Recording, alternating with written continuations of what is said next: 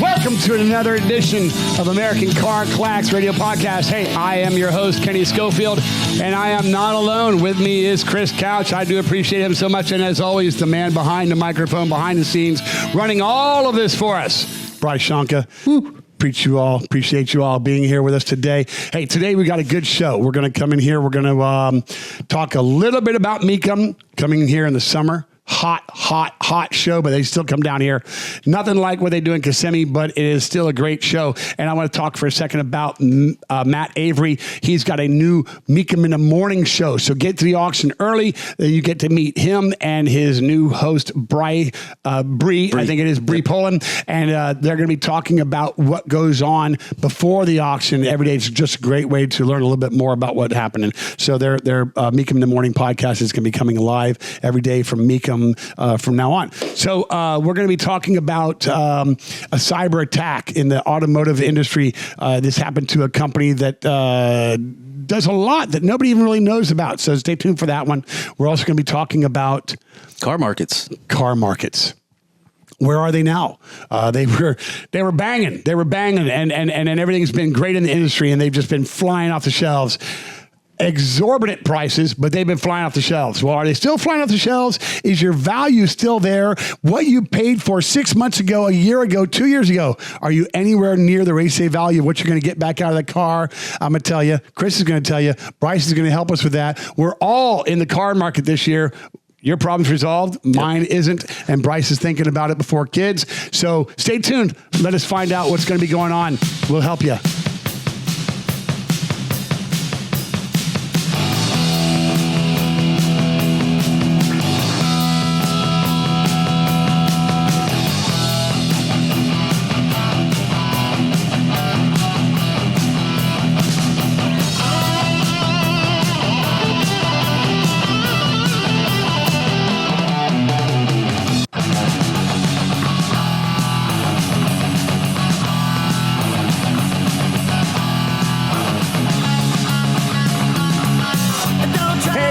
Welcome back. Again, I'm Kenny. This is Chris. Behind the scenes is Bryce, and this is the American Car Classics Radio Podcast. We appreciate you all for staying tuned. Hope everybody's been really good and all that.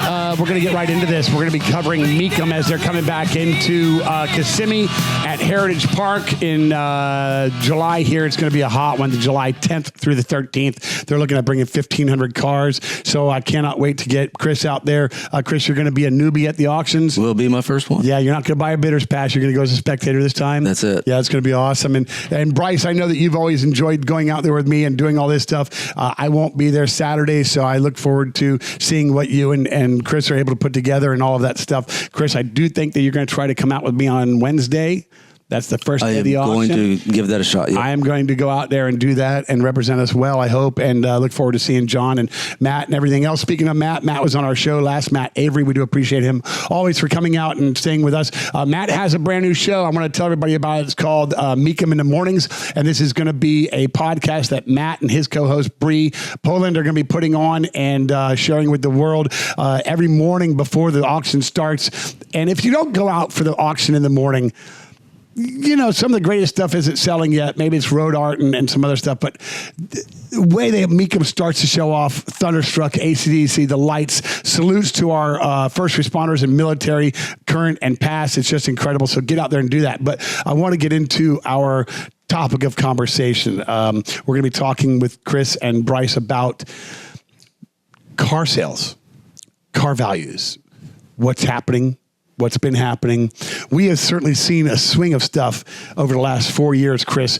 The market was stable. It was normal. Everything was just copacetic. And then COVID hit. That 5-letter word came out and it just messed the world up. But what it changed forever, I think, more so pricing in houses and stuff, is automotive. Yeah.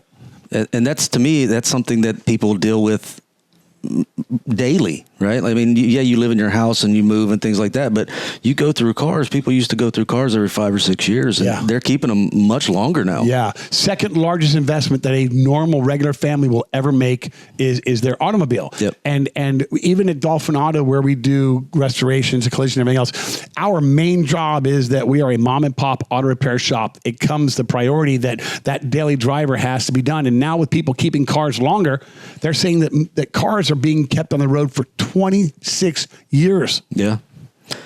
It's important to get them on the road and fixed and everything else. Prices have gone up on everything. But the value of the new car, Chris, God, we were talking earlier, $100,000 used to be a house. And now it's a car. Yep. And it's not what'd you say? It's like a Tahoe. What was your car, though, that you talked to? The G-Wagon. The G-Wagon. Like a couple of years ago, for $125, you get a G-Wagon. Now you're getting a Tahoe or a Suburban or something like that, a pickup truck. It's ludicrous. I mean, it's just absurd. In my opinion, it is. It's way absurd. But the value of these cars and how it came about was that in 2020, after COVID had hit and government shutdowns were going on, plants had to shut down production in a certain area. And they would say, okay, I've got a crew of 30 in that one production area, but now half of them are out with COVID. We're going to bring those 15 over to this other production area and make a full team. And we're just going to work on for the next month, generating this part of the car or the interiors or whatever they did, however they do it. And so it slowed production down to where the dealerships, we'd drive by and their lots were empty and they'd have 10 cars outside. Well, now, if you're looking for a car, which, of course, people were shopping now, they're learning to shop online. Mm-hmm. So now the salesmen are out commission unless they're learning to type and get online and sell them online. But the way that we bought things was different. And so now it's 4 years later, those dealer lots are full. People are out buying cars. They've been buying them for 2 years this way. Overinflated. Yep. And now they're stuck in these cars that they overpaid for. Like they paid $90,000 for a pickup truck that's, worth, 60 now. Yeah. So do you think that things like the Carvana, for example, is having an impact on the market in this way? I would say so. I mean, I think so. Carvana, they pay up for cars. But I just think they don't have the overhead that a traditional dealership does. So they're able to. They have crews of people that inspect the cars they purchase because they buy it on a reasonable note that it is what you've said it is in the representation of the sale. Yep. And then they're selling cars with an equal representation and return policy. We had a customer come in that had bought an Audi 4 and he Audi A4, I think it was, and it was the front end was toast. I mean, he needed a couple $1,000s worth of front end suspension work, and he declined the sale of this. Meanwhile, he had hit a curb stop in a Winn-Dixie parking lot and pulled the bumper loose and needed us to fix it within the next 20 hours because they had a truck come and pick this thing up, and it needed to be a repair that wasn't going to be noted that they hadn't noted before the sale, or he was going to be screwed. So we had our work cut out for us on that. But the car was sold in deplorable condition, in my opinion. So that had to have hurt some. So is Carvana a company that's going through employee issue and well? And how do you manage what is an off-site? Well, you're buying a car sight unseen, right? Yeah. I mean, at the end of the day, they're images. You're looking at photos, and like we used to talk about with some of the Mecum stuff, the car in the photo isn't necessarily the car you're going to see coming off the block. Well, and what does a photo show you? I mean, is a guy going to get down with a camera and actually be able to show you full inside wear of a tire, or that the boots aren't torn on your ball joints, or any of that stuff? Listen, especially now with the AI tools, I can make a POS car look brand new. Yeah. Wow. With just a few prompts. I don't know anybody that's bought a car from Carvana. I don't know if you guys do, and I don't know personally. But so I wonder if anybody knows out there, or anybody done it. Do you have like a 3-day or 5-day, inspection time where you can send it back to them? You know what I mean? Like that try before you buy. I don't know. I wonder if that's part of their their thing. It is just like AutoNation. What is it? AutoNation does the same thing that they have commercials on. Carvana offers you a 7-day or it's a 30-day money back. You can't drive over in excess of so many miles in that period, or you pay a portion back on something already. But there is an absolutely inspection time where you get to drive it, take it to your local mechanic, make sure it's mechanically sound as they had represented it to be. Well, that's good. Yeah. And we talked about some called, what is it, escrow.com, or there's a way to have the payment in escrow until the deal's done. But does that even work when you're dealing with something like Carvana, or is that only when you're doing From what I understand from this gentleman that came in was that he paid Carvana for this car. He paid them direct for it, and the car was shipped and delivered. That there's a deposit that they bring the car out, and as you receive the car, the rest of your funds go into the account. So maybe through an escrow or third-party group of something, but that there is a built-in return policy, but there's also a built-in inspection policy for Carvana to have the opportunity to get your car back into a shop and do this. Now, if they're short-handed, that may take longer. Right. I don't know how long those periods are. It's crazy to me that we're talking about escrows for car purchases. That just shows you how inflated the prices, how expensive they are. I mean, escrow was only for buying a home because it was so much money that you had to hold, for a purchase. But this is a lot, $60,000, $70,000, $80,000 for a vehicle that's going to depreciate. We talk about depreciation. Normal average is 20%, they say, in the first year, and we're seeing them at 50 to 70%. So maybe it's a lack of trust now that people are putting into escrow because they don't know who online. How do you shop online comfortably? I buy a ton of parts through sellers on eBay and Amazon and stuff, and we get stuff that's wrong all the time. We get stuff that doesn't work all the time, and I mean all the time. Our UPS, FedEx, and Amazon people come into our shop at least once a day for drop-offs and returns. And it's ludicrous how much we lose production on due to the part not being able to fit or work properly when we buy it. Well, I mean, just when we were doing Pearl with the radiator, right? I mean, how many times have we swapped that thing? The condenser. Yeah. Oh, the condenser. That's right. Yeah. I mean, that's a lot of downtime. That was a week. That was a good week. And 3 products.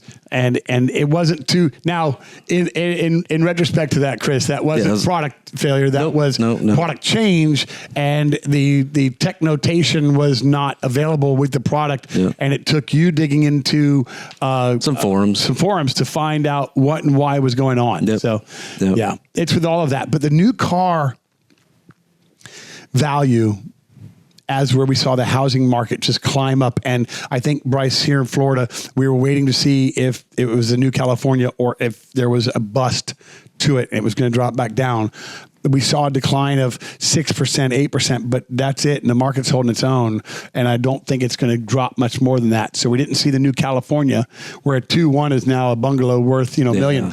But it certainly has gone up by 20 or 25% and held it, and it's not going to back off. And this is where it's at now. Well, there's some other factors involved, like the fact that in Florida, squatters can't take over your house. There's a lot of reasons why people are moving here. Yeah. Well, our governor is very proactive. What did you just bring in 180 new laws last week?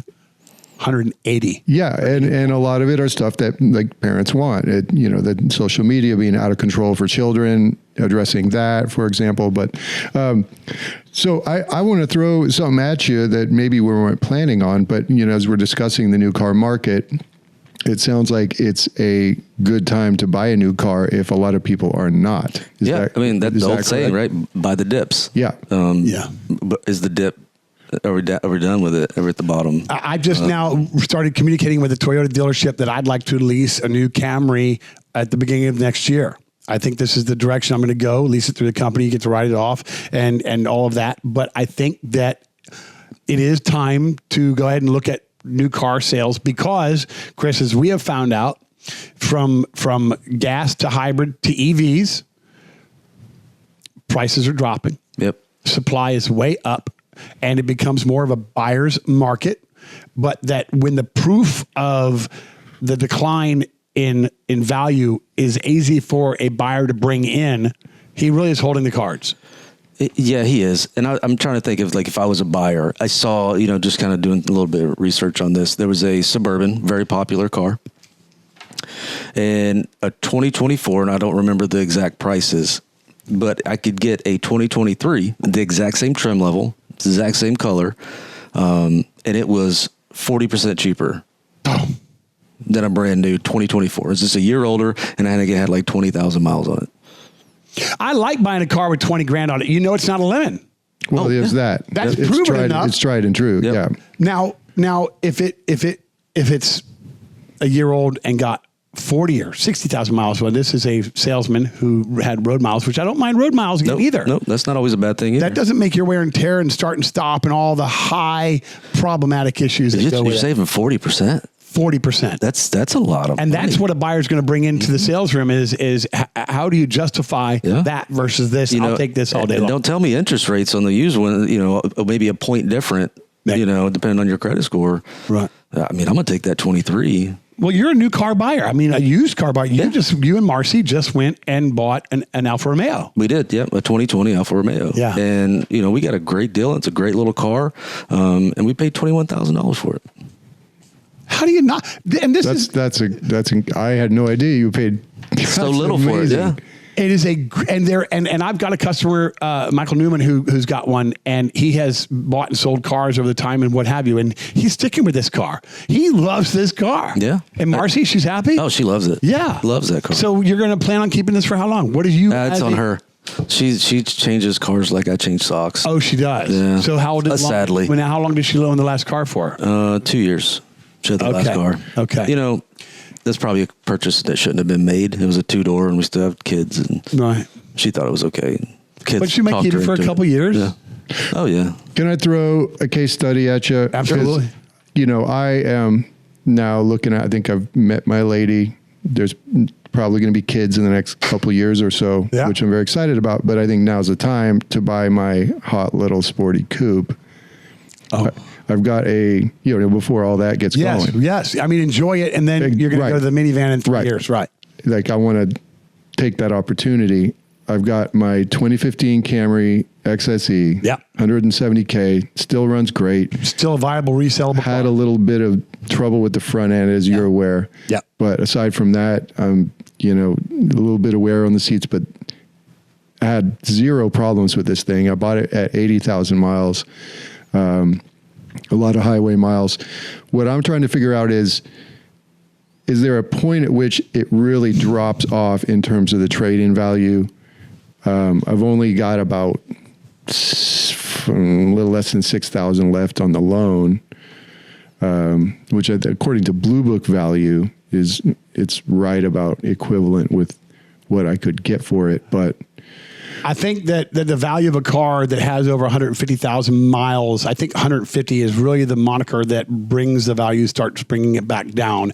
Everybody knows this car is going to go for well over 100,000, but at 150, it goes back to that word trust. How do you know how well this motor has been treated? I tell people that come in, they say, hey, I think I'm going to sell my car and get something else, but you're not going to buy brand new? No, I'm going to buy used.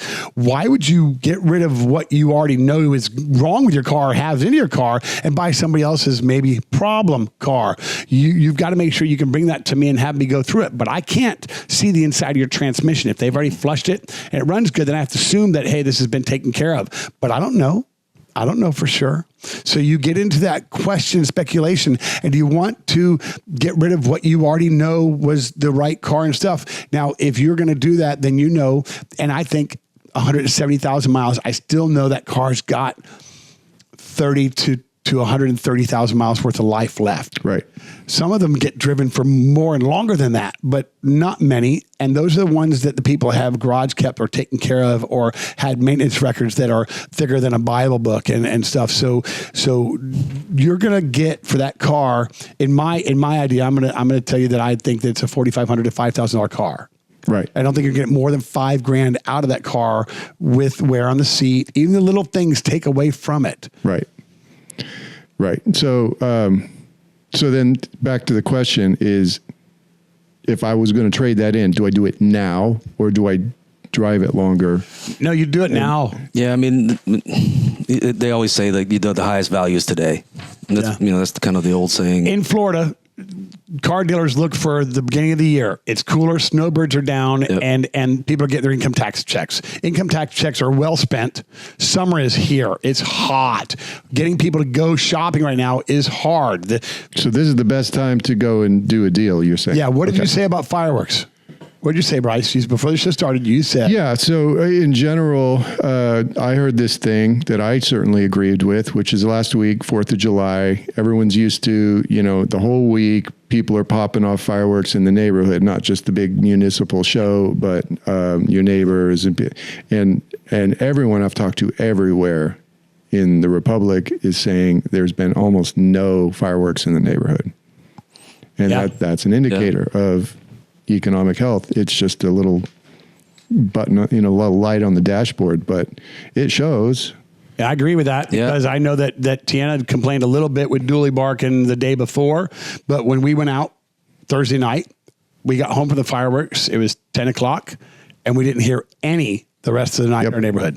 Yeah, and we didn't hear any coming up to 4th of July. Normally, like you said, you'll hear them throughout the week. Right. We didn't hear any throughout the week. We only heard them on the 4th of July, and, it ended, before 11 o'clock, Yeah, so Chris just went out and got a car. We're talking about doing it at the beginning of the year, the end of this year, and you're talking about, is it now? And that's a great question. I think it is the right time to start putting your feelers out, looking and doing. And do you plan on buying from an online service, or do you plan on buying from a local dealership, or do you just go to marketplace and start looking around? Where do you think you start as a consumer? I'm pretty comfortable dealing with, my first Toyota has sold me on that brand in all aspects. And so the two I'm looking at would be the Supra or the GR86.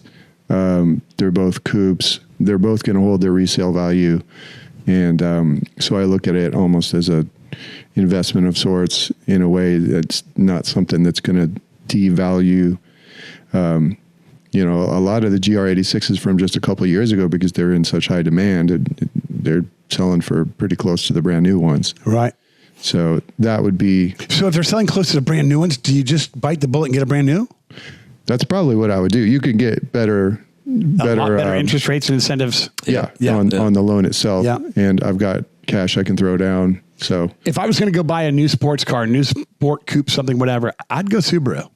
Yeah, really? God, their technology, man, they're safe cars, and their resale value is good, and ownership is long term, and they're fast, man. They're badass. That's so surprising. I've never heard. So there is Subaru. There is a Subaru version of the GR86. There is the BRZ. BRZ, right? Yeah, they're both. There's slight differences, but I like the Toyota brand. Okay, and I don't want to say what I'm.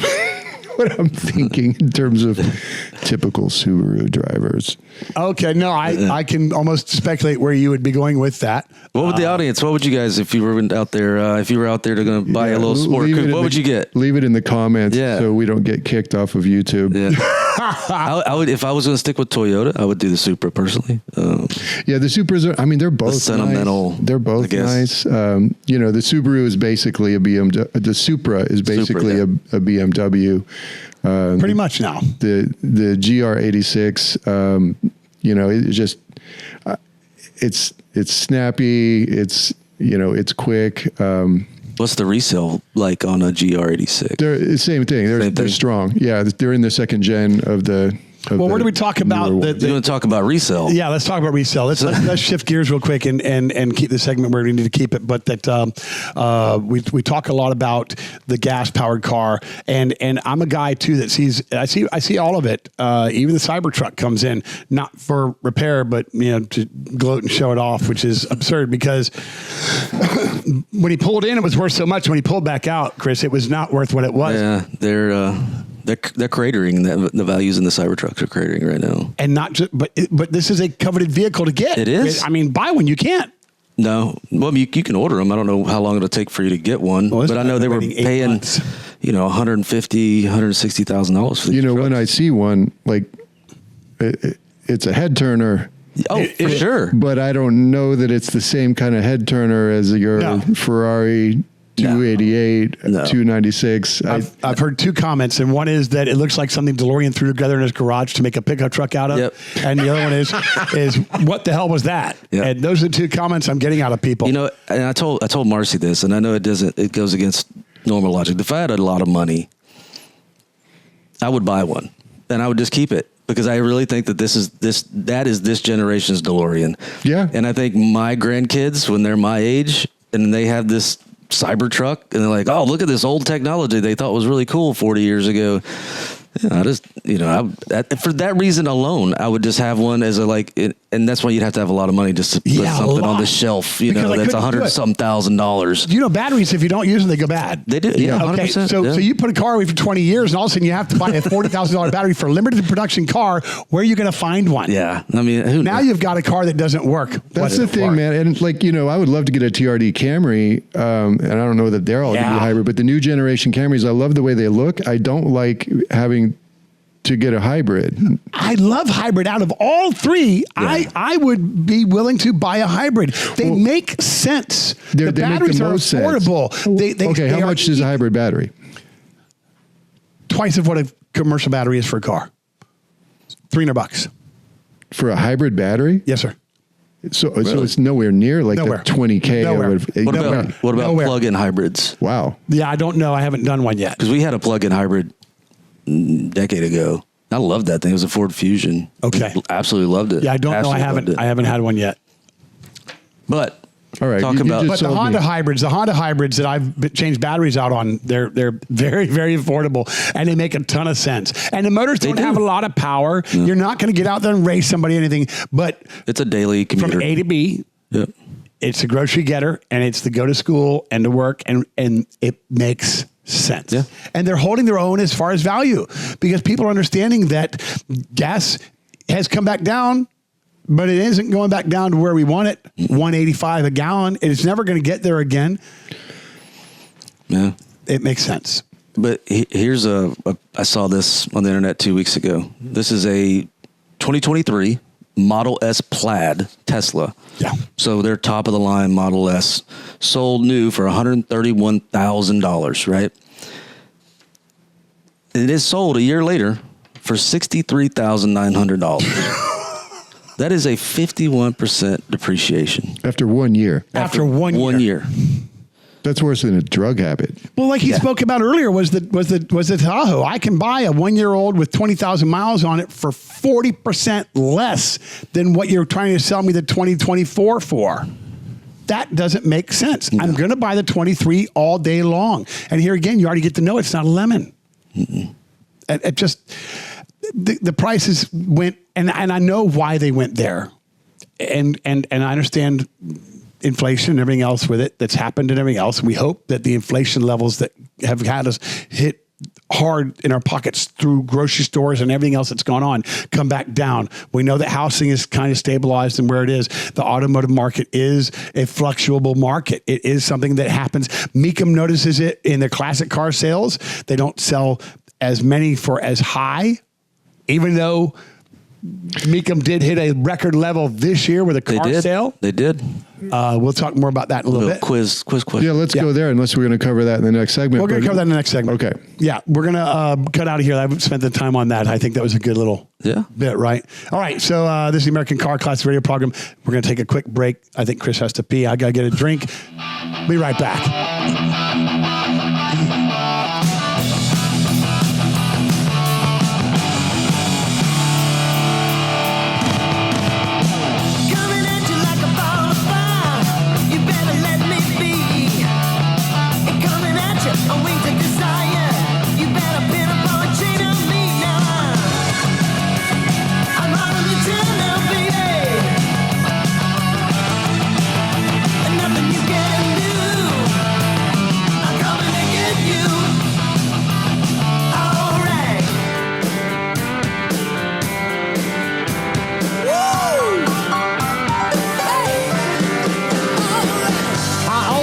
Jazzed up, and I always say it. Greg Billings, you are the man. God, I love you, brother. Welcome back. This is the American Car Classics Radio program. I'm Kenny. This is Chris, and that's Bryce. It's our little trio. We appreciate you for staying tuned. I do want to say real quickly, I thank our supporters of the show, Dolphin Auto and Collision, Jasper Engines and Transmissions, and O'Reilly, Auto Parts. Thank you for being a part of our show. We appreciate you so much. Want to get right back into Mecum real quick. Coming here back to Kissimmee for their summer show, spectacular. Blah, blah, blah. And that's going to be from July 10th through the 14th. They've got 1,500 cars that they're bringing out. Mecum does a lot, and Mecum holds their own. I wanted to read something really fast, if I could get into this. Mecum is setting records even in this year. Mecum, Kissimmee, $275 million highest earnings ever. $275 million. 4,383 vehicles, not with the road art and everything else, but 4,383 vehicles, most vehicles ever offered for sale at a collector car auction. Most consecutive years of 200 million plus sales.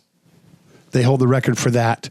I want to say that I saw a 1970 Mustang Boss 429 fastback sell at Glendale, Arizona for $330,000. Chris, your response to that was a 70. That's a 70s Mustang. That's crazy. Yeah, it's not a 69 or 67 or 66 or 5 or 64 and a half. Yeah. It's a 1970. Okay, so it is a fastback. It is a Boss. It is a 429. My God, $330,000. Yeah, that's a lot of money. Yeah, I mean, I would personally take a new GT3 over one of those 100 out of 100 times for the exact same money, but that's just me. Yeah. I think my dream car is the car that I race in all my video games is a Skyline. I love the GTR. I love the all-wheel drive about it. They handle, they race, they do everything. We've got a customer that's got one, has brought it in and bringing it back in. But it's just a fun little car. So, all right. So we wanted to get into this segment. We wanted to talk a little bit about some news. Yep. That was going on that affected not just this area, but it happened to me. And so it affected my business. And this is CDK. And CDK is a company that is a program company that offers their programs to dealerships and other businesses across America to do their inventorying, to do their purchasing, to do their hiring. They do payroll on it. If you're a commission-based technician and you want to get paid, they are the ones that are reviewing your hours and putting them together, compiling it all, and letting your boss write you a check because he doesn't have those records. It's in this CDK profile package. It's cloud-based software. It is cloud-based. Yeah. And they got hacked. And this has affected 15,000 commercial dealerships just this past week. It is not fixed yet. So I called my Hyundai dealership and I called my Ford dealership all on the same day trying to look to buy parts. They couldn't sell them to me. Their system was down. They were having to go back through, not DOS and stuff, but they were having to go back through some old filing to try to find part numbers to get me pricing. And then they had to manually log in their 20 or 25% discount off a list for us. And it's a big problem. But what is CDK doing about it, Chris? What are they? Well, and so CDK, they got hacked and it was held for ransom. Yeah. And CDK's okay. They paid the ransom. Now, that's okay, but they didn't do anything to fix the problem. They said they have a triple tier program against cyber attacks, but apparently somebody infiltrated it. Right. It's a British-based company, they think. It is. Yep. I think the hacking group, they think it is called Black Suit. Yeah. So they paid the ransom. Everything was back up and running.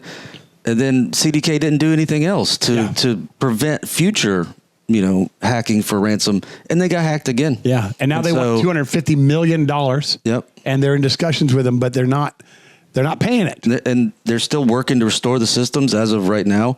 They said it could take several days, even possibly weeks, before they're back up and running. I know it's been more than a week since the first attack had happened. So yeah, I mean it's affecting over 15,000 retail locations nationwide. The dealerships. We were just talking about how hard it is for dealers to move cars right now. Yeah, and now they got to deal with their software not working, which is leading. CDK is currently facing at least at this moment in time 8 lawsuits. I expect that to grow. I think it's going to grow exponentially because I talked to a technician out at local Ford garage here, and he said we aren't being paid, so we aren't working. So now your repair shop has shut down. Now your service writers aren't getting their click. You don't need a service writer to come in if you can't fucking sell a job. Yep. Right? Sorry about that, but you can't. And as a technician, he's sitting there saying, look, I'm on my toolbox. I'm not getting anything, but the guy across the street at an independent garage, I can go work for him right now. He's got a paycheck for me. I don't know what to do. We're trying to say, as service writers and bosses at the dealerships are saying, look, bring me your sheets that you have that were manual dates of what we could prove, and I'll pay you for those. At least I'm trying to keep you happy. If I were the owner of a dealership, Bryce, I think I'd go in there and say, hey, look, I'm going to cut you. If I know your average is over $500, I'm going to cut you a $500 check. I'm going to cut you $500. We're going to make sure that you guys are taken care of and got food for your families. And don't worry, because if you don't, you're going to leave me and you're going to go. And I understand you're going to get a job somewhere else. They're hiring too, and they can still fix cars. I don't know what to do, but I would make sure that my guys were taking care of it. Yeah, I mean, you would think they would have to do something like that. It puts them in a tough spot. And do you as a dealership owner, do you start looking for different solutions going forward? Would you feel comfortable once CDK said I have it fixed now? Do you believe them and you continue using their product, or you move on to a different product, right? And then, 8 lawsuits at the moment, but this could easily turn into a class action with the auto techs jumping in and suing CDK for lost wages and money and things like that. So for CDK, they're in a lot of trouble. Yeah. And what happens if they just go bankrupt? I saw a dealership from a little brief news story out in Orlando that said that so far in the 6 days, which now we're into the 10th or 11th day, 6 days in this, he had dropped over 50% of car purchases were down. Over 50% in 6 days, because it's the how you do it now. You've had to go back to all papers, to looking back up through your sales records. What did I pay for that car? Calculating everything we have to do, MSRPs and everything else, and get in there and coming with a viable sale price to get this done. And then the paperwork. I saw these people that were in the dealership buying it had spent 6.5 hours in a dealership to buy a car. Now, I don't know if you guys enjoy spending that much time in a dealership when you buy a car. I don't. No. I want to. Once I've decided to buy this car, me sitting there waiting on finance is the least amount of fun I ever have. Well, it's boring. No. They're not playing music. They do have a donut. They do have a coffee, but that gets old after 6.5 hours. You must really want that car. And you must believe that they're going to get it to you at the best possible price, but for this guy to come on and say, listen, I've lost 50% of the sales that I would normally have in 6 days. What is this doing to his financial ability? His responsibilities are all still there. What's going on? Dealer reputation. Right. Even though it's not their fault. Right. Consumers don't know that, right? I mean, I wonder how many people have heard this story before we just mentioned it, right? So because I know this company does not affect all of the dealerships. There are other programs out there. Bryce at a bar, there's a POS system. At restaurants, a POS system. Yep. We have Mitchell, maybe all data and stuff, where we know that there's somebody that if we didn't like, we could go to another choice. There's another choice for them to go to. But where do they go? Because if they become now they already paid one ransom. Maybe they were able to afford that one. Okay, $200 million. Gosh, we took a hell of a hit. We're still going to have business going. We're going to recuperate and get going. Hey, Dolphin Auto was defrauded out of about $11,000 a month or so ago.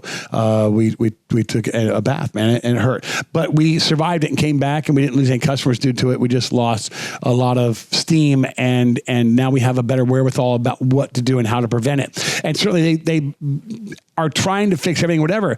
But cyber attacks happen to the government, Bryce. What are they going to do to protect it for sure? And how do we know that the people that did this aren't just going to go out and hit the next one? So you change it. You can't do CDK anymore. You've got to go to the next one, and then they get hit. I mean, this is the inevitable world of criminal activity in cyber world. Yeah. I wonder what the benefit of a cloud-based system like that would be. Well, the benefit, Bryce, you've taught me, because I didn't know squat about it, and the benefit is that it's always retractable. Lose your phone, you can still get your information back from the cloud. Yeah, the benefit is that your data can never be lost because it's distributed amongst who knows how many computers that's what the cloud is. It's a distributed storage system. So you could have a catastrophic disaster in a location with a data center, and nobody loses anything because it's redundant with other locations. And that's why even, honestly, I have more confidence in that even than having a really badass system at my house, because there's a fire, there's lots of things that can happen to a single point of failure like that. So for me, I'm willing to play ball with these big companies despite being pissed off about some of their privacy stuff and whatnot, just because it's one less thing for me to think about, and I'm not putting a lot of really sensitive info on there anyways. It's just my snapshots and et cetera. And I used to have an IT business, and for a long time I've recommended to everybody, use the cloud. I get the arguments against it, and they're sort of philosophical, but the practical reality is it's just the surest bet. Well, can this company that what do they call Black Suit. It's called. If they don't get their ransom, what they hold their company at bay, I guess. But what can they win out of? It's not like they have a black book with people's names in it, like Epstein had, where holy crap, this governor's going to go down. But they could probably go in and hurt the car world by saying, look, do you know that car that you paid $45,000 for actually only cost $17,000 for the dealership or something? I mean, they could start spewing information about stuff that probably would affect future car sales or something. Maybe they've got information from stuff that can be a catalyst towards another event or something. I don't know, other than their information, what they can get out of it. But the thing that I'm really curious about, and what you seem to be saying, is that they have no real competition in the car world. This is the dominant service for. Is that correct? Yeah, they are. Well, I don't know the total number of dealerships, but 15,000 certainly sounds like a lot. Yeah. But is there 30,000 dealerships, or are there 50,000 and they're not?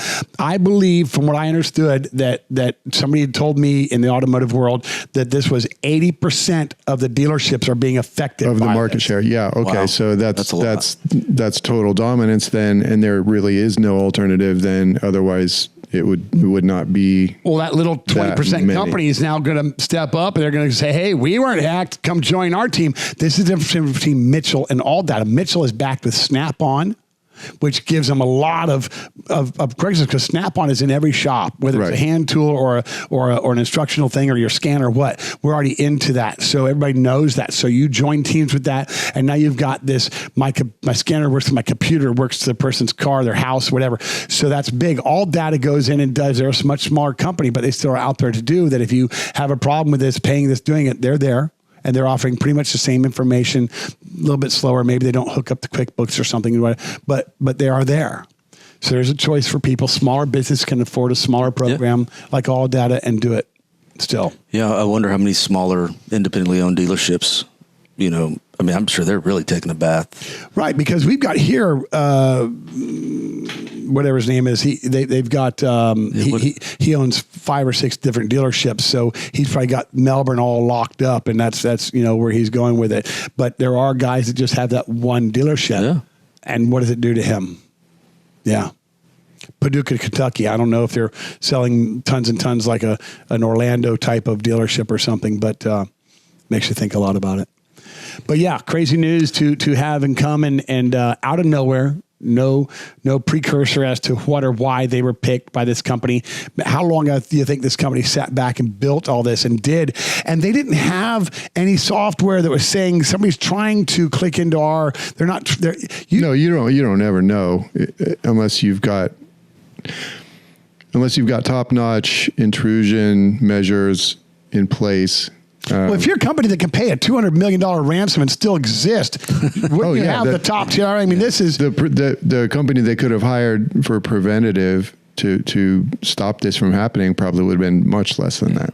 And to your point earlier, they probably wondered, why would anybody ever hack us? What are they going to get out of it? They're going to get a bunch of car data? Why would they do it? Why would they, And so they don't spend the extra money to make sure that all their loose ends are tied up, or they don't look for the preventative actions and being proactive in things. It's all thought, at this moment in time, but it's everybody. I mean, I work for a small government entity, and the amount of cybersecurity training that is required of everyone now is surprising to me, but that's the world we live in. Yeah. For companies that take it seriously, they're going to have less issues. And, especially with AI and stuff, it's getting crazier and crazier. You could get a phone call that sounds like someone you care about. It sounds like their voice. Yeah. Yeah. Grandma, I'm in jail. And that's one of the things that is practical for bad actors to do now. So it's... They say you get those, hang up, call the person. Yep. Yeah. And it's just little things. It doesn't take a whole lot of education to be able to defend yourself from that. Nope. But if you don't know about it... Yeah, if the first time you hear it, and your daughter, like, oh, I'm in a car accident, you know. Yeah. No, but when I called Hyundai and Ford in the same day, they both told me they'd been affected by this and that I couldn't buy from them. And I had to go to the internet to find somebody that already had that part in stock, which, by the way, I was able to save a buttload for the customer. I mean, over $500 on one part by buying it there. But you're taking that chance on the internet, and then your warranty and all this stuff matters and come into play, and how much more of a headache are you going to get? I had no choice in the matter. Customers got their car, it's fixed. They were able to save money. The part was right. It got sold, and everything else was done. But you want to try to keep it local. As a small business, you buy and sell big local, but you want to have that problem-free warranty issue because parts aren't made like they used to be made. So you go through all that in the decision making that you have to do to do what you do when something like this happens. And it came as a shock to me. I never ever thought that we'd see that. Just never. No. It was an iota of a thought. Just it didn't happen and stuff. So it was just crazy news. Crazy. And the car dealerships are just having a hard time with their car sales and then their software. Yeah. Do you want to be a car salesman? No. So from that, we're going to jump into a quick tech talk question, and we're going to get out of here for the day. The tech talk question actually came from right here in the studio. Yeah. This guy named Chris pulled into my shop a Saturday or two ago in his 85 C10 named Pearl, and he came back outside after 5 or 10 minutes, and man, what's that dripping from my car? And I know that you went home, but I was left with that smell and whatever out of that gas tank for a few days. Did it last that long? It lingered. It was brown and left. He had a gas leak. This truck has 2 tanks, and he had never run the other tank, and we just got this car on the road doing his thing and everything else, and he's enjoying it like he should. And he pulled in the parking lot, and when he left his house, he thought, well, I'm going to switch that tank over. It's kept running. He's like, I want to burn that old fuel out. Let's just do that. And when he got here out of the truck, he came to the office. We hung out for a few minutes and bullshitted. And we went back out to look at Pearl and talk about Pearl. She had this big leak. You quickly shut the tank. Yeah, flipped it over to the left tank. The and leak it stopped immediately. Never thought really about it again, knowing that you got to get under there one day and look at whatever. Yeah. But then the work week comes, and that's not what you drive to work. So you go and drive your car to work, and then you wake up on the next weekend morning, and Marcy says, "Where's Chris?" Oh, I know where he is. Go look out in the garage. There's Chris under the truck. And you started having another problem with it, which then you called and said, I got some questions, Kenny. Yeah. So, and now the right tank, I had run gas through the right tanks over a period of time, just sitting in the driveway. I'd filled it up and all that kind of stuff. So, but I drove. You were driving off the left tank. But I always drove off the left tank for whatever reason, no real reason. Easier to fill. Yeah, it's right there in my Ram. It's on the left. So, so I drove down here on the right, and it drove great, no problem. So I was really surprised. Anyway, to get back to the point, I get home and it always, 2 pumps and boom, fires right up every time. And now it's, 2 pumps, 2.5, hold it a little bit. Whoa, whoa, whoa, whoa, whoa. I'm like, man, why is it doing that now? And I noticed that the fuel filter bulb, whatever you would call it, was getting low. It wasn't staying full. An inline plastic one that you can visibly see through. You see the filter and all that. And you never really paid attention to it, but you knew it was there when we got done putting the motor in and the carb on it, that it had that filter there. Yep. And it was always almost full. With an old truck, it was a great idea to have because we get to see the sediment build up in it. And then hey, how much contamination do I have in this tank versus that tank? Or what do I need to do? If it wasn't running, you could certainly see it was stopped up by sediment from that. But you called and we went through this conversation about why would I have this? So I'm trying to think about power valve. I'm trying to think about, was that kickback? It dawned on me. Yeah. 2 days later, No, it was the next day. Was it the next day? Yep. So I called Chris and I said, hey, this started right after your fuel leak, didn't it? He's like, yeah, I get, right? Because I didn't drive it for the week during whatever. I went out and it was doing this. So yeah, but I was back in the left tank, so I didn't think it would make a difference or anything. But that fuel split, that fuel line, whatever, has and obviously by setting the switch off, it's stopping the leak. It is. So it isn't gravity fed. There's power through that switch that pulls it to this side of the tank. The valve shuts that off. Yep. There has to be, before the split, there has to be a interruption in the line. I'm guessing a dry rotted line, maybe most likely dry rotted to the top of the line where it will suck more air than leak fuel if it's not being powered up and pulled through. But when it was being pulled through, it did leak. But certainly it was allowing air to come back out, which was pulling your fuel back to the tank. So I believe the fix was that your line down below that caused the leak on the driveway has to be fixed before your bowl will now stay full. Yeah. And it's been way too hot to crawl under there and mess with it. So next time we bring it in here to Dolphin and get it on a lift and probably look at it. Yeah. But first time we talked about it, we didn't make the connection about the fuel filter. No. So you were going to go back out and play with it later. Mm-hmm. And that's when you discovered, man, that filter's empty. And what is the role of that filter and all? So we've learned about that and did that and made the correlation. And I think that's going to be the fix. It may be, hopefully. You're going to let us know. Could be a fuel pump. Yeah. Well, maybe tomorrow, Sunday, and you're going to get out and let's find that leak and get it fixed to see if that doesn't resolve it. Yeah. Sure. But that's that was our tech tip. Little local tech problem just right out of the gate. So that's all I got. Yeah. Bryce? Yes. All right. Well, as always, man, I'd like to say thank you so much for tuning into our little show. We try to bring you something good, something relevant, something current, something that you can attach to and bring your own aspect to or interpretation from. And always do reach out to us. We are YouTube based. We are on Facebook.